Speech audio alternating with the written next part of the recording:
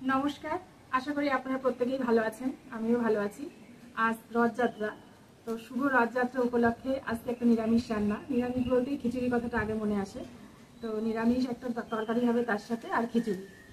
তো চলুন আমি এখন রেসিপিটি শুরু করে দিই। তো প্রথমে তরকারিটা রান্না করে নিচ্ছে। একদম দিয়ে দিচ্ছি প্রথমে সর্ষের তেল। খিচুড়ির সাথে নিরামিষ ঘ্যাটের পাশাপাশি বেগুন ভাজাটাও খুব ভালো লাগে। তো আগে আমি কটা বেগুন ভেজে নিচ্ছি।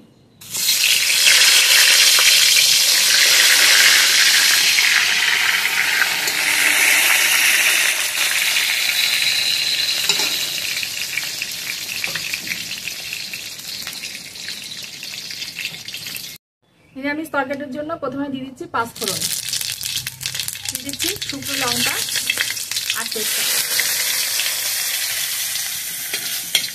এখানে আমি সবজির মধ্যে নিয়েছি কুমড়ো, ডাঁটা, বেগুন, আলু আর আছে কাঁঠালের দানা। কাঁঠালের দানা দিয়ে নিরামিষ তরকারি খুব সুন্দর লাগে খেতে। একটু বেশি করে দিয়েছি কাঁঠালের দানাটা।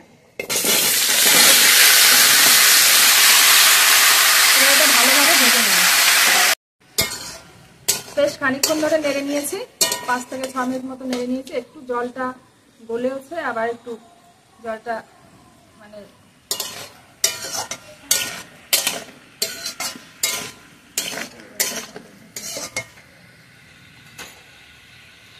পরিমাণ মতো লবণ দিয়ে দিচ্ছি। এটা তো খুব শুকনো হবে, একটু কমে দিলাম লবণ।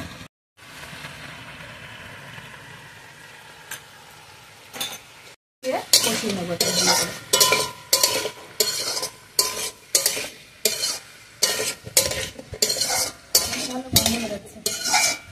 জলটা পুরো ফুটিয়ে গেছে। এবার আমি জিরের গুঁড়ো দিয়ে দেবো। জিরের গুঁড়ো আর আদা বাটাটা দিয়ে দেবো। দিয়ে দিচ্ছি একটু জিরের গুঁড়ো।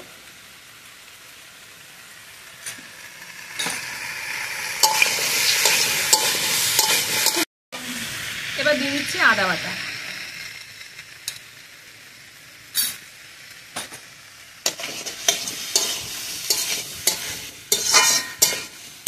খুব সামান্য পরিমাণে জল দেবো, যাতে কাঁঠালের দানাটা একটু ভালোভাবে সিদ্ধ হয়ে যায়। নিয়েছি, বেশ সুন্দর কষা হয়ে গেছে, তলায় টলায় লাগা লাগা মতন হচ্ছে। এবার আমি অল্প পরিমাণে জল দিয়ে দেবো।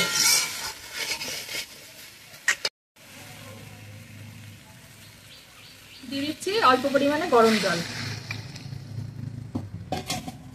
এবার এটা ঢেকে দেবো।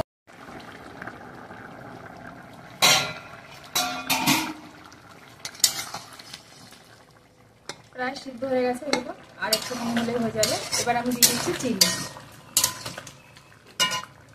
তরকারিটা একটু মিষ্টি মিষ্টি হবে, খিচুড়ির সাথে খেতে হবে যেহেতু। আর নিরামিষ তরকারি একটু মিষ্টি মিষ্টি ভালো লাগে। চেরা কাঁচা লঙ্কা একটু শেষের দিকে দিলে ভালো ফ্লেভার আসবে। এবার এই জলটা সম্পূর্ণ শুকিয়ে নেবে, একদম গায়ে মিশে যাবে। এটা পুরো শুকনো শুকনো তরকারি খিচুড়ির সাথে খাওয়ার জন্য। এবার আরেকটু ঢেকে দেবো। এই দেখুন তরকারিটা সম্পূর্ণ রেডি, একদম জলটা শুকিয়ে গেছে। সুন্দর ফ্লেভারও বেরিয়েছে, দারুণ ফ্লেভার। আদা আর জিরে দিয়ে এরকম সুন্দর নিরামিষ রান্না করা যায়। এতে কোনো লঙ্কার গুঁড়ো বা কোনো কিছু দেওয়ার প্রয়োজন হয় না, এমনিতেই সুস্বাদু হয় খেতে। এবার এটা আমি নামিয়ে নেব। এবার খিচুড়ির জন্য ডালটা ভেজে নেবো। এখানে আমি 500 গ্রামের বেশি ডাল নিয়েছি। ডালটা একটু লাল লাল করে ভেজে নেব। খুব বেশি আবার ভাজা হবে না, তাহলে ডালটা ভালোভাবে ভাজা হয়ে গেছে, এর থেকে বেশি ভেজে নেবো না। এবার আমি নামিয়ে ভালোভাবে ঠান্ডা জলে ধুয়ে নেব। ডালটা খুব ভালোভাবে ধুয়ে নিয়ে এসেছি। এবার কড়াইতে তেল দিয়ে দেবো। আমি একবারই ফোড়ন দিয়ে চাল ডাল একসাথে দিয়ে ভেজে খিচুড়িটা করে নেব। দিয়ে দিলাম সর্ষের তেল।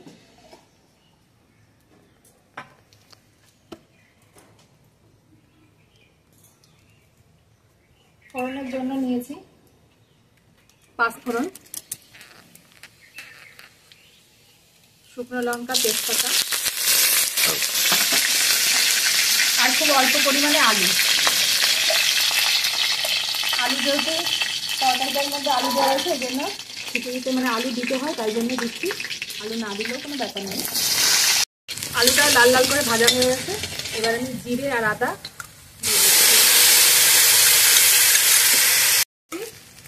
খানিক সময় ভিজিয়ে রেখেছিলাম আতপ চাল। এখানে নিয়েছি 700 থেকে 800 গ্রাম আতপ চাল।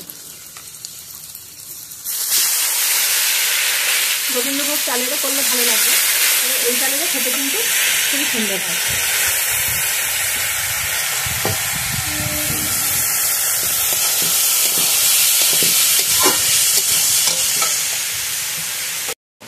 এখানে আমি 500 গ্রামের বেশি ডাল দিয়েছি, প্রায় 600 গ্রাম মতন ডাল আর 700 থেকে 800 গ্রাম আতপ চাল। এবার লবণ হলুদ দিয়ে খানিকক্ষণ একসাথে ভেজে নেব। পরিমাণ মতন লবণ,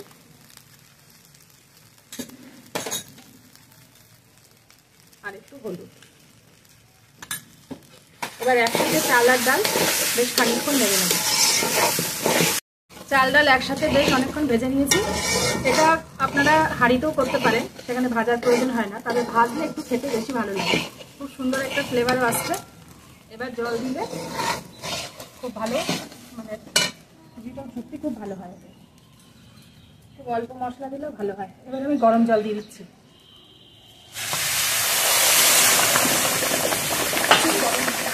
কাঁচা লঙ্কা, প্রায় হয়ে আসছে। চাল ডাল একসাথে দুটো ফুটেও গেছে, ভালোভাবে সেদ্ধ হয়ে গেছে। এবার দিয়ে দেবো চিনি।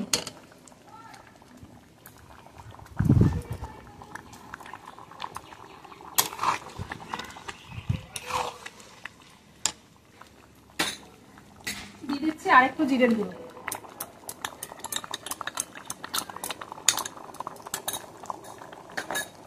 দিয়ে দিচ্ছি গরম মশলার গুঁড়ো।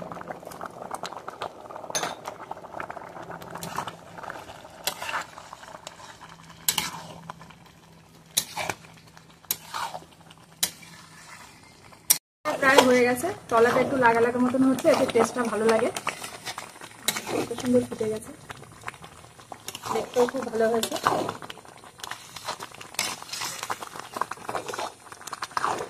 নামানোর শেষে একটু ঘি বা কাঁচা তেল দুটোই দেওয়া যায়, আপনাদের যেটা খুশি সেটা দিতে পারেন। খিচুড়ি রেডি, আমরা খেতেও বসে গেছি। তো দেখি খেয়ে কেমন লেগেছে। খিচুড়িটা দেখতে কিন্তু অসাধারণ হয়েছে, খেতেও বন্ধুরা সত্যি খুব সুন্দর হয়েছে। এটা আমি বানিয়ে বলছি না, সত্যি দারুণ হয়েছে খেতে। তো ভিডিওটা যদি ভালো লেগে থাকে অবশ্যই একটা কমেন্ট বক্সে আমাকে একটা কমেন্ট করে দেবেন।